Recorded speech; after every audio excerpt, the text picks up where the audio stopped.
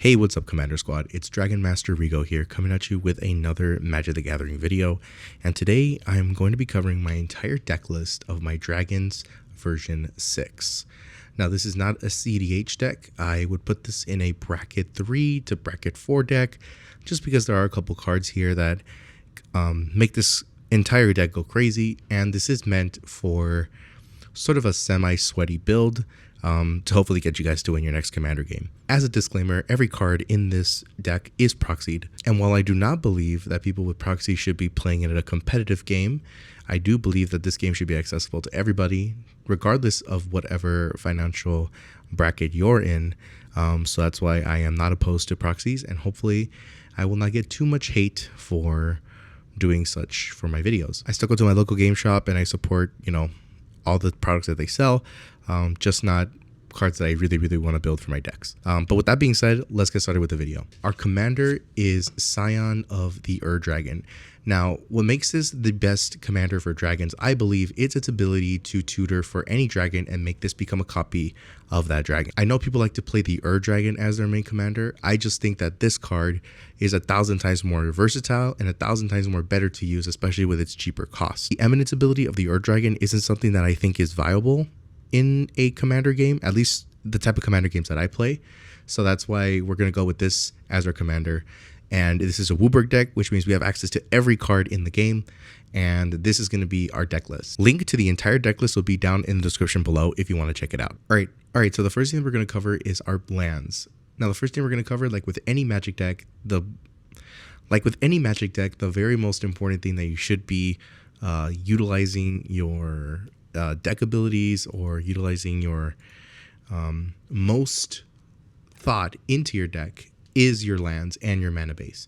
So we're running 32 lands in this deck, 18 basics and 14 non-basic lands. So we're going to go over every single land that we have in this deck right now. First of all, we have Savai Triome. We have 3 swamps. We have a swamp, mountain, forest, plains, regular mountain, a Ragrin Triome. We have all of the dual lands, so we have a Bayou, a Kyria Triome, a Plains, a Volcanic Island, Plateau, Forest, another Forest, Indatha Triome, Swamp, Taiga, Scrubland, Forest, Plains, Badlands, Swamp, Island, Mountain, Island, Savannah, Mountain, Island, Underground Sea, Tropical Island, and a Zagoth Triome, and a Tundra. Kind of the thought process with this is that we want to have at least more than 50% or a little bit more of basic lands, just because there are cards out there that disable non-basic lands, and we don't want to fully rely on that.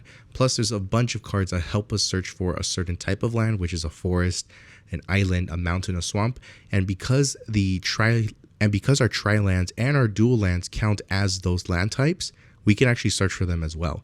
So if you had something like a Farseek or a 3 Visits, you could actually search for your dual land or your triome land without having to search for a regular basic, and that greatly enhances your mana base at the beginning of early stage of the game. Our goal is to get to 5 mana as quickly as possible to be able to summon our commander or just be able to play any other cards in our hands. Next up, let's look at our instance. There's only 3. A Haro, Divine or Teferi's Protection, and an Angel's Grace. One of them is helping us for our ramp, which is obviously a super important thing that you want in Magic. 2 of them, the other 2 instants, are for protection for ourselves and our permanents. One of them is literally stopping our opponents from winning the game and us losing the game. So it is at a split second, which means it cannot be countered, it cannot be interacted with, and it's just a super good card to have when you're on the brink of death. Teferi's Protection allows us to protect all of our permanents and ourselves whenever someone's about to go crazy at the table, and to make sure we keep everything with us. At all times. All right, next up, we got our sorceries. For this, we have around 2 ramp cards, which are Kodama's Reach and our Cultivate. Next up, we have our Mass Destruction spells, Crucifate, Next up is our graveyard retrieval, not just for our creatures, but also every permanent we own in the game. A lot of revive spells in the game revive a certain type of permanent, whether that be a creature, an artifact, an enchantment.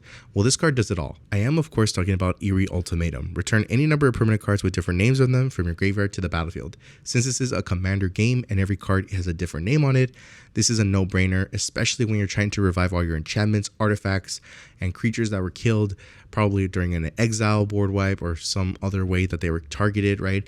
When you have this deck, you are going to be the threat of the table, and you should own it. You should not be afraid to be the threat. Next up, we got a Farseek, just another ramp spell, which is good for searching for any type of land, which helps us search for our dual lands and our tri-lands. A Rapid Growth, which helps us search for any type of land. I do plan on switching this one out for Reshape the Earth, which allows us to look for 10 lands and put them onto the battlefield tapped. I think that's so much more worth it than getting this card, especially since we already have a lot of good ramp in this deck. So if you wanted to switch this out for a Reshape the Earth, I would recommend doing so, and I'm planning on doing that very soon. And of course, Finale of Revelation. Now, one thing that you'll learn about me as a player is I love having status effects that cannot be taken away from me. In which case, I love having emblems for Planeswalkers because they cannot be destroyed. And I also love effects that aren't able to be interacted with, like this one. You can draw X cards, and if X is 10 or more, I get to draw that many cards, and I get to untap 5 lands. And then I have no maximum hand size for the rest of the game. This card, if this card goes through and I don't have max hand size for the rest of the game, that cannot be taken away unless I'm dead, which I think is so much better than drawing, which I think is so much better than having a land that gives you a maximum hand size or a creature that gives you a maximum hand size, because those could be taken away and you don't want something, and you don't want an effect to be taken away from you. So I think this is a really great card for that. Plus, you will see in a moment why having an X spell or just having high cost spells in this deck is a no problem whatsoever. Next up, we have our artifacts. And here we have one of the best artifacts that I think exist in Magic the Gathering, Akroma's Memorial. All my creatures have flying, first strike, vigilance, trample, haste, and protection from red and black. This is perfect since most of the most popular board wipe spells are in black or red. You know, we got Blasphemous Act, we got Damnation, we got Toxic Deluge, right? A bunch of cards that are in the black and red archetype that do destroy a bunch of creatures, and this gives them protection from it. Not to mention that all of them will have trample and vigilance. I think this card is worth being in every single deck in my opinion. Next up, we have Panharmonicon. We have a ton of ETB triggers that happen in this deck, so Panharmonicon was a no-brainer to put in the deck. Next up, we have the Party Tree. Has already an ETB to draw a card whenever a creature enters the battlefield, which is going to be doubled by our Panharmonicon, so already it's giving us insane value and giving our creatures a +1/+1 counter, plus being able to be tapped for 2 green mana and 2 life is going to be worth it, and this cost gets reduced down because of by the power of our creatures, which won't be a problem since most of the dragons here are 7 power or greater. Next up are Lightning Greaves, a single protection for our creatures. You know, maybe you're early in the game stage and you want to protect your Scion of the Ur-Dragon or any other dragon that you think is really powerful, or any other combo piece that you want to protect. Any other combo piece that you want to protect, including your commander, this card, it does it really well. Plus the equip cost is 0, so you don't have to pay anything for it. All right, next up, we got our Planeswalkers. We only have 4 Planeswalkers, but they each do an incredible thing. But they each serve a purpose. First up, we have Ugin the Dragon Spirit. This card is really meant for a mass exile board wipe. We have the -X, which is exile each permanent with mana value X or less. That's 1 or more colors. So pretty much if your X, since this comes in with 7, and you do -7 for its X cost, pretty much everything on the field is going to get exiled no matter what. Now, what I also love about this is that we also have Doubling Season in our deck, and this will come in with 14 counters, which means we can instantly ult him to search for, to gain 7 life, draw 7 cards, and then put 7 permanent cards from our hand into the battlefield. But mostly, we want it for the mass exile. Next up, we have Xenagos the Reveler. Xenagos is really good for 3 main things. All of its abilities help us out. Number one is his bread and butter. To +1 him, you get to add X mana in any combination of red or green, where X is the number of creatures I control. This deck is able to make a ton of creatures, and it's also able to generate a bunch of mana, which is just even better for us to pay for these X spells, or just to be able to have a bunch of mana floating for all of our big creatures. Not to mention, if we don't have any creatures on board, this commander gives you a creature with its 0 ability and be able to stack that and be able to create more red mana and green mana for yourself. Its final ability, which is similar to Ugin's ability, is really good. You get to exile the top 7 cards of your library and put any number of creature and or land cards from among them to the battlefield. So it's kind of a weaker version of Ugin's ability, but it's still very strong, and it is -X, and it is at -6, so if we had doubling season on the field, we could instantly ult this off to create a massive value for ourselves. Our number 3 Planeswalker is Scion Unbroken. It has 3 abilities, which I think are all really great, but I mostly use this just for its +1 and for its ultimate ability. +1 him, I get to draw a card and add 1 mana of any color. You have no idea how many times during the game I need 1 more mana to do something, and this gives me just that, plus I get to draw a card. Not to mention its ultimate is a -8, which lets me literally search for all my dragons to put them onto the battlefield, and with doubling season on the field, this will get 8 counters and then instantly be able to ult. Next up, we have Nicol Bolas, Dragon God. This is, in my opinion, the best Planeswalker in the game because it's able to collect the Planeswalker abilities of other Planeswalkers that are on the field that I don't control. Its passive ability states, Nicol Bolas, Dragon God, has all loyalty abilities of all other Planeswalkers on the battlefield. So not only do my opponents have to worry about the abilities of this Planeswalker, they also have to worry about the fact that I could be using abilities that their own Planeswalkers are using as well. It's already coming in with 4 health, which means it'll come in with 8 counters if I have doubling season on the field, and its ultimate literally makes people lose the game. Each opponent who doesn't control a legendary creature or Planeswalker loses the game, which is perfect to go along with Ugin. So basically, with doubling season on the field, I could go ahead and play Ugin's ability to exile everything, and in response, I'll go ahead and play Teferi's Protection to basically keep everything on my side of the field safe. Once everything comes back on my next turn, I then can cast my Nicol Bolas and be able to, I can then cast my Nicol Bolas and then ult him to be able to win the game. This Planeswalker is also able to help me deal with any threats at the table by being able to destroy target creature or Planeswalker that I may or may not want to see my opponents have. So we've covered all of our artifacts, our instants, our sorceries, and our Planeswalkers. Now we're going to get on to the meat of this breakdown, which is going to be our enchantments and our creatures. We have a little bit more creatures than we have enchantments, but something that you'll know about me when it comes to my deck building, I love enchantments. I love putting enchantments in my decks. I usually have around 20 no matter what deck it is. You may think that's kind of a bad thing and I'm hurting my deck by putting that many enchantments. The thought process behind these enchantments are some of these are insanely broken enchantments that will be counterspelled or will be destroyed on sight. But here's the caveat. If all of my enchantments are being destroyed, then all my creatures can come in for free.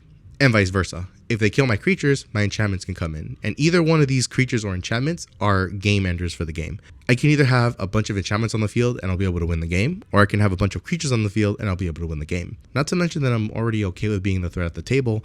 I think that these enchantments are going to accelerate you as a dragon player and you're really going to enjoy what you see here. So let's get started with our enchantments first, since that's my favorite. Number 1, we have Mana Flare.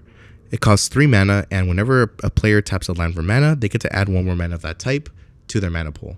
Basically double mana for you and your opponents. Now, why would I want to do it for my opponents? Well, here's the thing. I don't want my opponents to think that they never had a chance to begin with. And when I do win the game, I can always tell them, well, I gave you an ability, I gave you double mana just like me, and you still lost the game. That's kind of my ego or my competitive side talking, but also from a logistical standpoint, it's okay if your opponents have double mana because you're the one who's going to utilize it the best, right? It's also teaching you as a player, how do you deal with people who are at the same level as you or the same resource, or people who have the same resources as you. How do you take the edge further?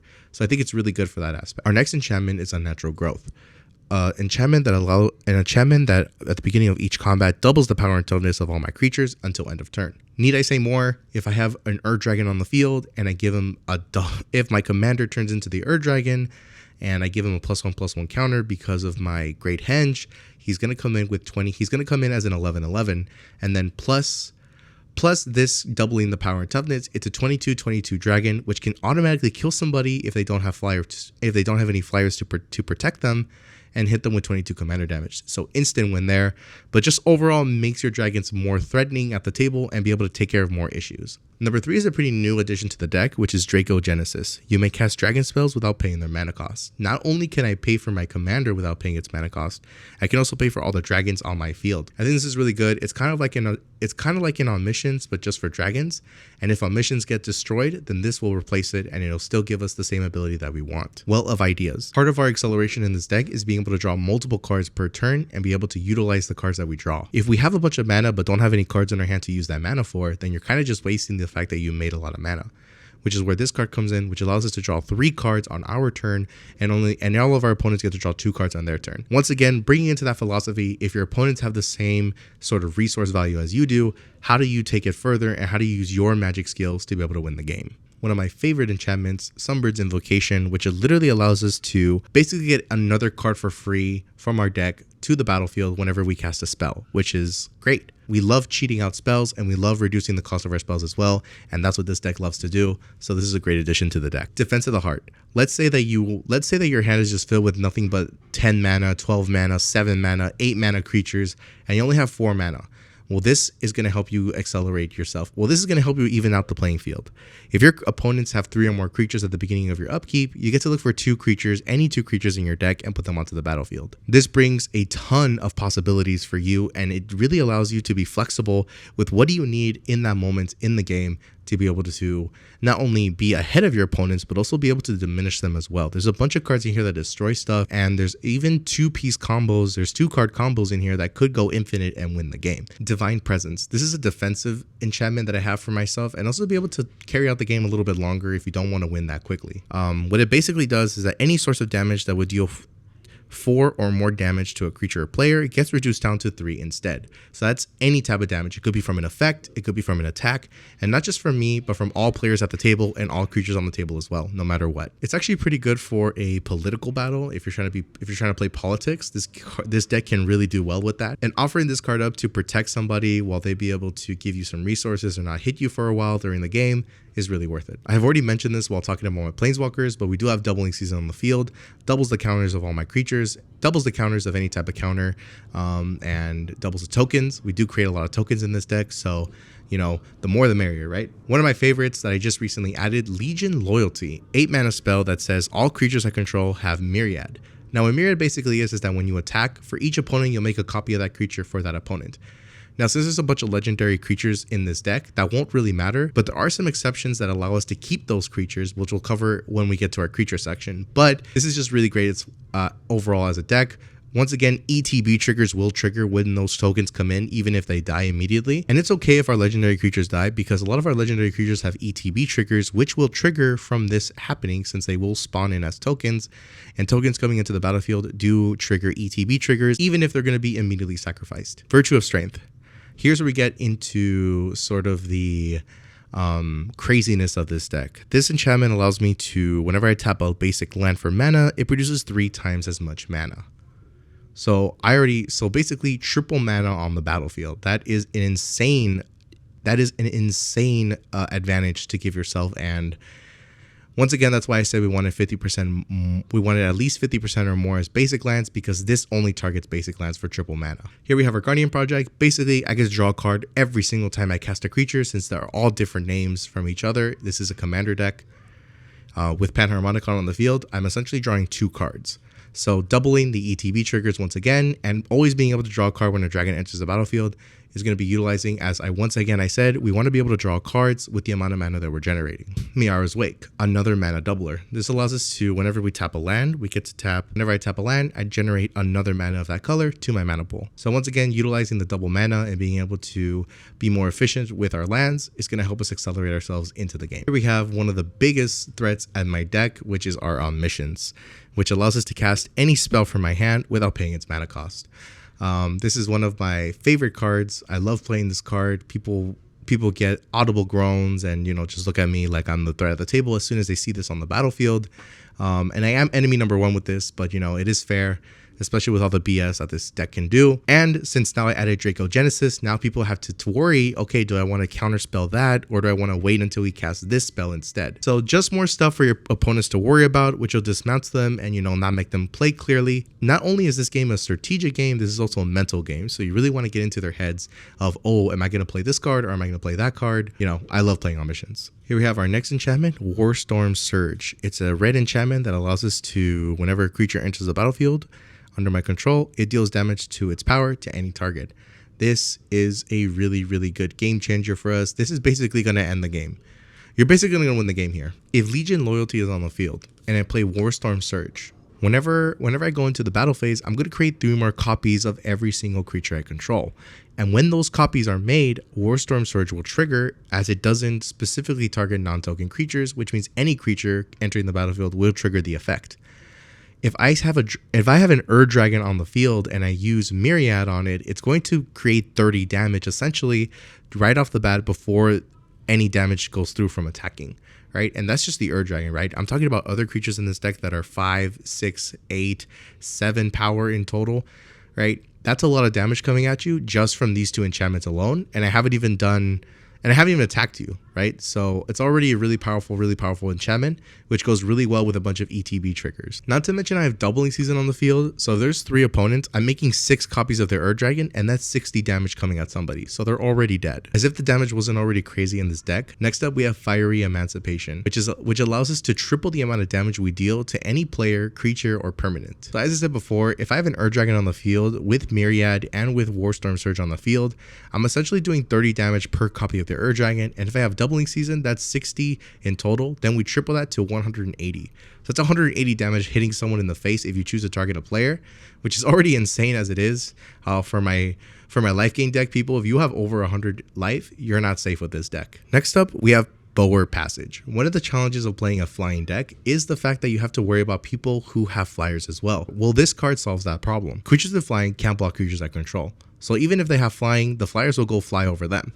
So essentially, you're not safe no matter what creature you have on the field. Next up, we have Sneak Attack. I love this card. It allows me to put some creatures that are in my hand onto the battlefield just for 1 red mana, and I get to sacrifice them at the next turn. Not only do they come in with haste, but they're also able to be cheated out from my hand. Like I said before, this deck is really utilizing the fact that you get to cheat out spells, or double your mana base, or play spells for free.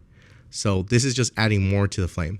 This is adding more to it. Unfortunately, this doesn't allow us to use cast triggers, but it does allow us to use ETB triggers when creatures enter. Here we have one of the newest additions to the deck, which is Call of the Spirit Dragon. First of all, this gives us a massive amount of protection with all of our dragons having indestructible and allowing us to win the game. At the beginning of my upkeep, for each color, I put a +1/+1 counter on 1 dragon I control. That if I put 5 +1/+1 counters on 5 different creatures from this effect, I win the game. I'm gonna give y'all a big hint. I have multiple Wooburg dragons in my deck, which means this will not be a hard effect to trigger on an upkeep, and it's just gonna allow us to win the game. And this is another counterspell bait, and not worried about other stuff that we have on the field. So it's just a guaranteed, either they're gonna kill it or it's gonna go through. Either way, it's a win-win for us. Next up, an oldie but a goodie, we have Dragon Tempest. Dragon Tempest allows us to do X damage, where X is the number of dragons that enter the battlefield, where X is the number of dragons every time a dragon enters the battlefield, and it gives all my dragons haste. Whew, I hope you guys are enjoying this video. And hopefully I don't sound too annoying as I'm explaining my thought process through this deck. As I show you these dragon cards, I want you to know 2 things. 1, my commander can always turn into one of these dragons at any point in the game, since it is an instant spell level ability. Number 2 is that all of these dragons are able to be doubled, copied, are able to be revived, and are able to have their abilities triggered multiple times rather than just once. Keep that in mind as you look at all these dragons. Alright, let's go on to our creatures now. First creature is Terror of the Peaks. This does have a sort of ward pay 3 life ability, where if somebody tries to target this spell to get rid of it, you have to pay an additional 3 life. So it has a little bit of protection there. What we really care about is its ability. So whenever another creature enters the battlefield, I get to do damage to any target where it's that creature's power or toughness. Yeah, where it's that creature's power to any target. This is quite literally a dragon. This is literally a Warstorm Surge inside of a dragon. So once I said before, we have Panharmonicon on the field, which is going to double this. Panharmonicon. Once again, we have Panharmonicon, which is going to double this. Not to mention this does not specify non-token creature, which means when we have Myriad and we make multiple copies, it's going to take into effect. Next up, we have Old Gnawbone, which allows us to create treasure tokens equal to the damage that our creatures do to a player. Oh, not just from this card, but from every creature we control, which is going to utilize a bunch of treasure tokens. Keep in mind, we do have a doubling season, so the amount of treasure tokens we make could be doubled. Next up, we have Body Double, a versatile card that not only is able to be used on our graveyard, it's also able to make a copy of a creature in any graveyard. So if our opponents have a really good card that synergizes well with our deck, we could totally steal it and turn this into a copy of it. Next up, we have Ancient Copper Dragon, which basically, if it deals combat damage to a player, I get to roll a d20, and that's how many treasure tokens I create. Which has a really cool ability that if I deal combat damage to a player, I get to go ahead and make treasure tokens. I get to roll a d20 and make that many treasure tokens. Once again, utilizing the fact that we want to build a bunch of mana, not just from our lands, but from other resources in the game. Bladeweed Dragon, really good board wipe dragon that allows us to get rid of 1/1 token spammers that are in this, to get rid of a bunch of aristocrats or just any deck in general that makes a bunch of 1/1s. This is just going to kill them all, because whenever this deals damage, it deals damage to every creature that opponent controls. Next up, we have Bladewing the Risen, which this card pretty much lets us revive one of our dragons back into the battlefield. Not to mention we have Panharmonicon, which essentially means I get to revive 2 dragons onto the battlefield. Roaming Throne, a very powerful addition to this deck that allows us to pretty much double the triggered abilities of all of our dragons if we call dragons as the creature type when this enters the battlefield. Next we have Ruth, Liberated Primal. This is a really good protection card that I got. This is a really good protection dragon. Not only does this have War 2, but all of my other creatures have War 2 as well. But all of my other dragons will have a War 2 as well. And here's a tip. Roaming Throne says that every triggered ability of a dragon gets triggered an additional time, and Ward is a triggered ability, which means if Roaming Throne is on the field, all my dragons have Ward 4 now. Next up, we have Dragon Lord Dramaka, kind of a way for our opponents to not play any spells during the game. This allows me to pretty much do whatever I want and not be interactive with whatsoever. And it also gives it lifelink, which means I get to gain some life if I attack with this creature. It's also really good at this can't be countered, so if you cast your commander and someone decides to counter it, if you have 2 mana available, you get to spend 2 mana to pretty much fizzle out the counterspell that they played. Next up, we have Ancient Silver Dragon, another dragon that allows us to have no maximum hand size as a effect, not as a status effect, not as something that's dependent on a creature or an artifact. When I deal damage to a player, I get to roll a d20, draw that many cards, and have no max hand size for the rest of the game. Probably the greatest card in this deck and the most beautiful card and my favorite card. I love this card so much. The Ur Dragon has Eminence, being able to cast my spells for 1 less, being able to cast my dragon spells for 1 less, but really care about that. We care about that other ability. Whenever 1 or more dragons you control attack, draw that many cards, then you may put 1 permanent from your hand onto the battlefield. A lot of people may gloss over this ability, but this is probably one of the most broken abilities in any game. This is a triggered ability, which means if Roaming Throne's on the battlefield, I get to put 2 permanents down for free. And you guys saw from my enchantments, there's some broken stuff in there, which means I get to put 1 of my enchantments onto the battlefield for free. If I have omniscience in my hand while I'm attacking with the Ur Dragon, I pretty much get to play omniscience, and then it's GG. I get to play every card for free. Next up, we have Miriam, Sentinel Worm. This is a very, very powerful dragon, which pretty much is going to skyrocket all of our other dragons. Whenever another dragon enters the battlefield, whenever a non-token dragon enters the battlefield under my control, create a token that's a copy of it, except it isn't legendary. So this bypasses the legendary rule. With this card on the battlefield, if I play the Ur Dragon, I get to make a copy of that dragon, and it's not going to be a legendary. You guys already know that I have Legion Loyalty. Then you guys know that I have Legion Loyalty as an enchantment. So if Legion Loyalty is on the battlefield, I get to create 3 copies of the Ur Dragon, and they won't die, because they're not legendary, at least these ones over here. So then essentially there's 4 dragons, they're 4 attacking, 4 Ur Dragons, so 4 of those copies are going to trigger 4 times, and with Roaming Throne on the battlefield, I get to go ahead and double that, which means I get to trigger the ability of the Ur Dragon 8 times from having this 3 card stack right here. Next up, we have Faber Elder, which is a card that allows us, which basically gets a +1/+1 for every color permanent I have on the battlefield. And if I have my commander out, this will come with +1/+5/+5 counters. And this taps for mana equal to the amount of counters it has. For every counter, I get to pick a color. So basically, this allows me to tap for a Wooburg whenever I tap it out, if I have other permanents on the battlefield that have different colors on them. Next up, we have Tiamat, a card that allows me to search for 5 dragons to put them into my hand.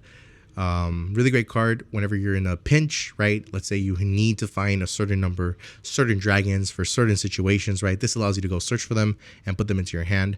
The issue is you got to reveal them, but once again, this is a mind game as well as a strategic game, so it's kind of a good thing you get to reveal them and play with your opponent's mind to see what the heck could he possibly do with these dragons. Next up, we have Bloom Tender, another card that allows us to tap for Wooburg if there are 5 permanents on the battlefield that have different colors on them. Next up, we have another mana resource card, Nyx Bloom Ancient, which pretty much triples the amount of mana I get from any land or any permanent. So that's really, really good. So that's really, really good for us. We already have 2 mana doublers, 1 mana tripler, and this adds to the thing. So we're in total having 2 mana doublers and 2 mana triplers. This allows it to become a copy of any creature or planeswalker on the battlefield, and it comes in with additional +1/+1 counter or an additional loyalty counter, and that creature will not be counted as legendary. So another card that bypasses the legendary rule, essentially doubling or tripling the amount of stuff I can do with all the dragons now. Next up, we have Mirroring Dragon. This dragon is specifically here just to be mean and to sort of give back those people that are very mean to you and to give their own medicine back to them. If a sorcery or instant, whenever a player casts an instant or sorcery that targets only this card, that player copies that spell for each other creature they control that the spell would target. Each copy targets a different one of those creatures. So let's say I have my Scion of the Dragon right here on the battlefield and has no protection, and somebody decides to single-handedly target it, but then pay 2 mana in response to turn it into Mirroring Dragon. Now here's what's going to happen. This card will die, right? It doesn't negate the effect, but what it does instead is that, okay, you hit me with a Swords to Plowshares, and let's say they have 10 creatures on the battlefield. Now I'm going to create 10 copies of Swords to Plowshares and target every one of your creatures with that same spell.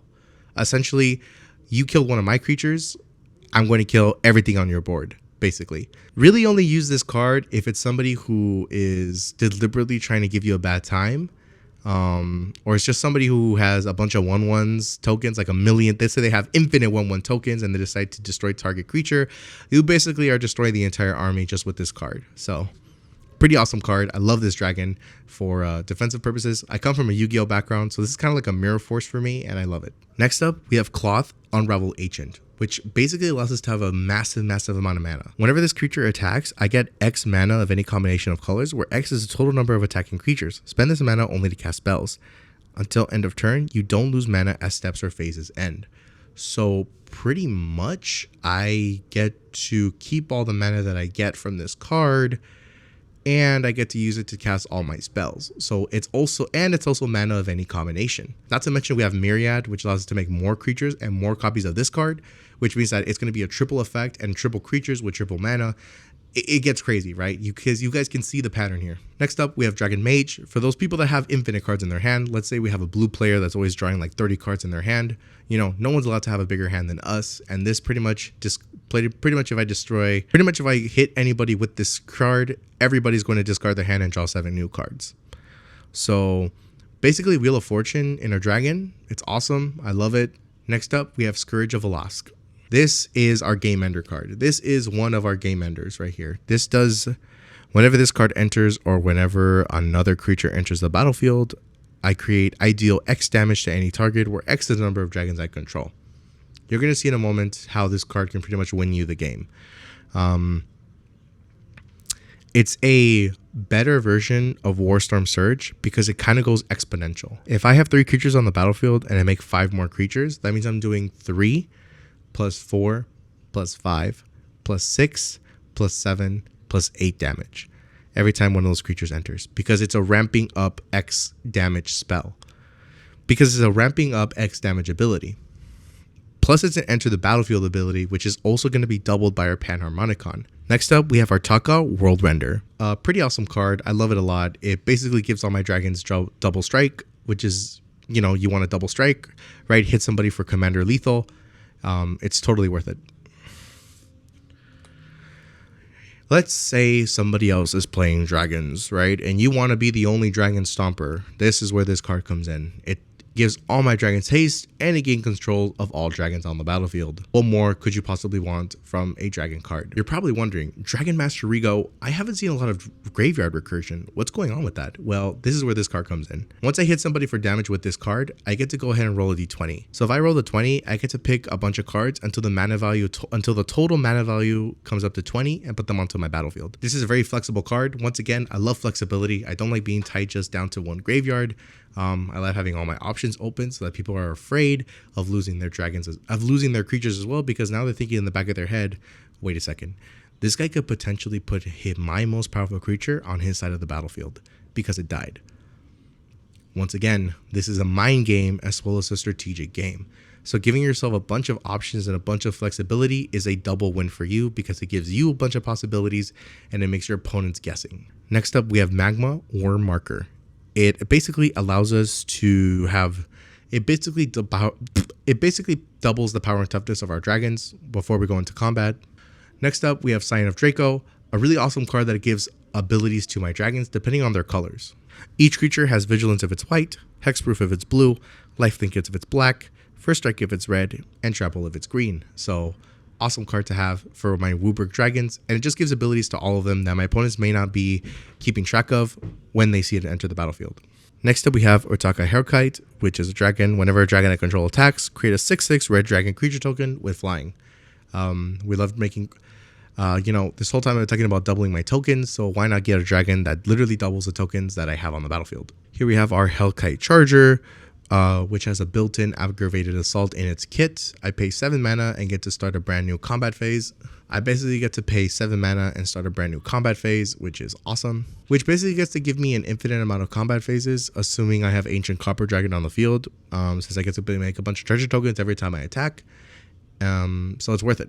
Next up, we have Ancient Copper Dragon. Next up, we have Ancient Gold Dragon, which allows us to create 1/1 dragons after I roll a d20 and do damage with this card. Our final creature, Slimguard the Drifting Death. It has hexproof, and it allows me to give -1/-1 to defending players' creatures.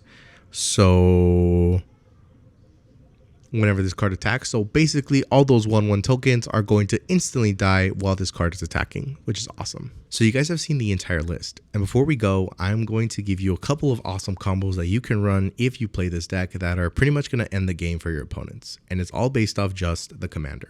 All right, here's a good combo that you can run if you only have 4 mana on the if you have 4 open mana and you have your commander on the battlefield.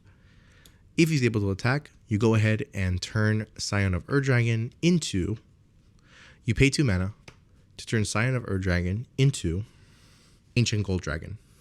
You swing at an opponent that's free and you get to roll a d20. Once you roll the d20, once you roll the d20, if you roll a 9 or higher, you win the game. Here's how you win. The dice will roll 9. You're going to start creating these tokens. You'll pay in response to that effect triggering. You'll go ahead and put this on the stack. You're going to take 2 mana to turn your Gold Dragon into Scourge of Vel'Koz. So as these 9/1/1 dragon tokens are coming in, you're dealing 1 + 2 + 3 + 4 + 5 + 6 + 7 + 8 + 9 + 10, including the Ur-Dragon, of damage to anybody. That is more than 40 damage in total. So you pretty much killed somebody off of 4 mana and your dragon attacking.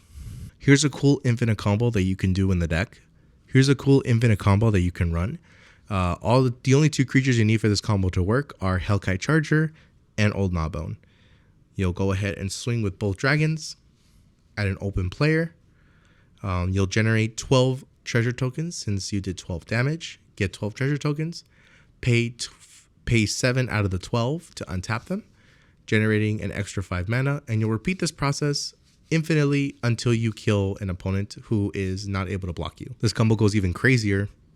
This combo gets even more crazier if you have a Hellkite Charger, which is generating you 3 dragons every time you do a combat. If you do infinite combat steps, you get an infinite amount of dragons as well.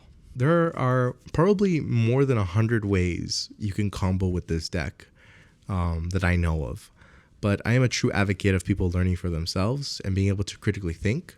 So I'm going to leave this off with this last combo. And it's basically a way for you to get on missions, have no maximum hand size, and draw a ton of cards. Here's how it's going to work.